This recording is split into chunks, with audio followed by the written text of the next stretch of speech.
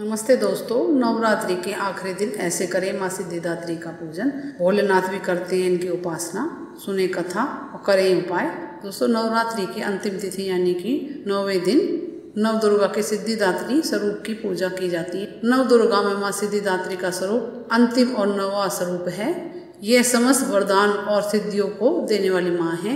माँ कमल के पुष्प पर विराजमान है और इनके हाथों में शंख, चक्र, गदा और पद्म। यक्ष, गंधर्व, किन्नर, नाग, देवी देवता और मनुष्य सभी इनकी कृपा से सिद्धियों को प्राप्त करते हैं। इनका स्वरूप अति सौम्य है।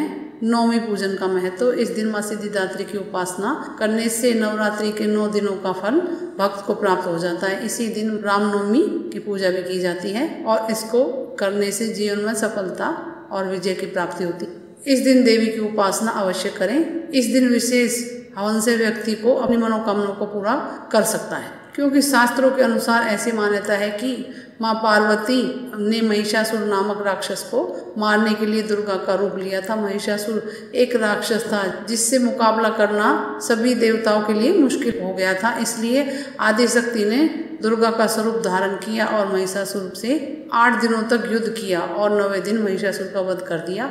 उसके बाद से नवरात्रा पूजन किया जाने लगा। 9वें दिन को महानवमी और रामनवमी के नाम से जाना जाता है। कौन है माँ सिद्धिदात्री? भगवान शिव ने माँ सिद्धिदात्री की कृपा से ही 8 सिद्धियों को प्राप्त किया था। इन सिद्धियों में अनिमा, महिमा, गरिमा, लघिमा, प्राप्ति, प्राकामेय, ईशितव और वशितव शामिल है। इन्हीं माता की वजह से भगवान शिव को अर्धनारीश्वर का नाम भी मिला, क्योंकि सिद्धिदात्री के कारण ही शिव जी का आधा शरीर देवी बन गया।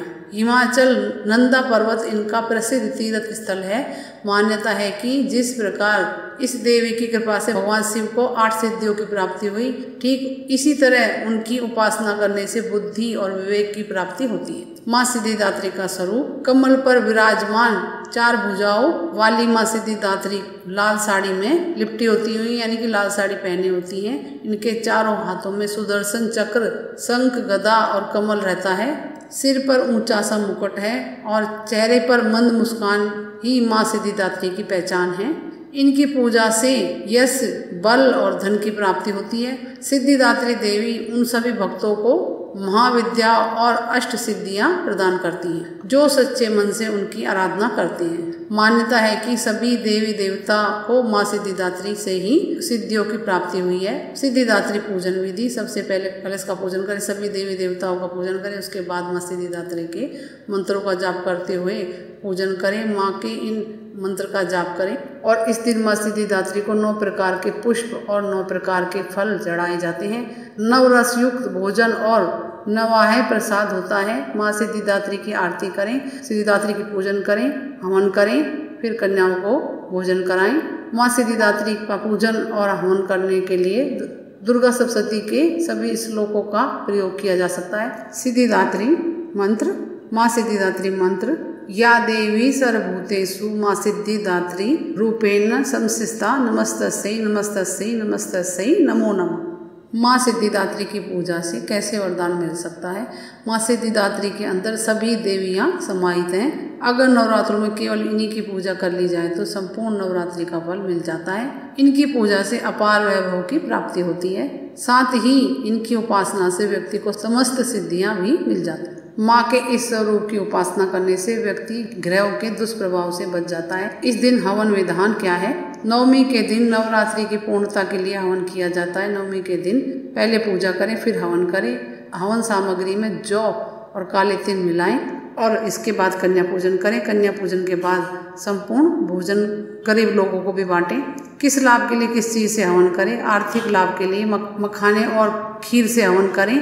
कर्ज मुक्ति के लिए राई से हवन करें। संतान संबंधी समस्याओं के लिए माखन मिश्री से हवन करें। गृह शांति के लिए काले तिल से हवन करें। सर्व कल्याण के लिए काले तिल और जौ से हवन करें। इसके साथ ही दोस्तों, आखिरी दिन सिद्धिदात्री की पूजा की जाती है नवरात्रों में।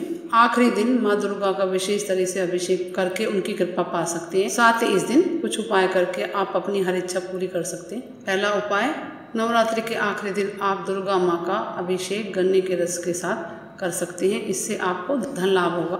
दूसरा उपाय, मुनक्का के रस से माँ दुर्गा स्वरूप सिद्धिदात्री का अभिषेक करने से भक्तों की हर मनोकामना पूरी होती है। तीसरा उपाय, देवी की प्रतिमा का दूध से अभिषेक करने से जीवन में हर सुख मिलता है, कभी परेशानी नहीं आती। चौथा उपाय, नवरात्रि के आखिरी दिन केसर से देवी माँ का अभिषेक करने से हर काम में सफलता मिलती है। इसके साथ ही ये उपाय भी करें। अष्टमी नवमी पर पूजा के दिन कन्याओं को भोजन करा रहे हैं, उन्हें उपहार स्वरूप विद्या की वस्तुएं, पेन, पुस्तक, किताब, पेंसिल आदि जरूर दें। ऐसा करने से आपके घर में सुख शांति का वास होगा और धन धान की कमी नहीं होगी। साथ ही कन्या पूजन के दिन 11 गरीब कन्याओं को भोजन कराना और उन्हें उनकी जरूरत की चीज़ें दान करने से घर में हमेशा लक्ष्मी और सुख शांति का वास होता है। लास्ट आखिरी नवरात्रि के दिन पूजा के दौरान लाल रंग के कपड़े में 11 कौड़ियाँ रख लें और उसे काले धागे से बांध लें। फिर दोनों कपड़े, जैसे कि लाल कपड़ा और काला धागा, दोनों कपड़ों को मिलाकर लाल रंग की रोली से स्वास्तिक बनाएं और उसके बाद उसको अपने लॉकर अलमारी में रख लें। नवमी के दिन पूजा से पहले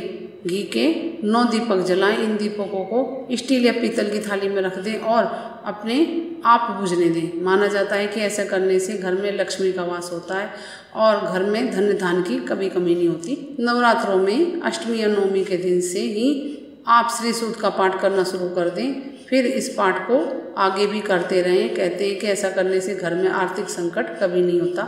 इन उपायों में से दोस्तों अपनी इच्छा अनुसार उपाय कर लें और कुछ पूछना कमेंट्स करके पूछें। मेरे चैनल को लाइक करें, सब्सक्राइब करें, शेयर करें। नमस्ते दोस्तों, जय माता दी।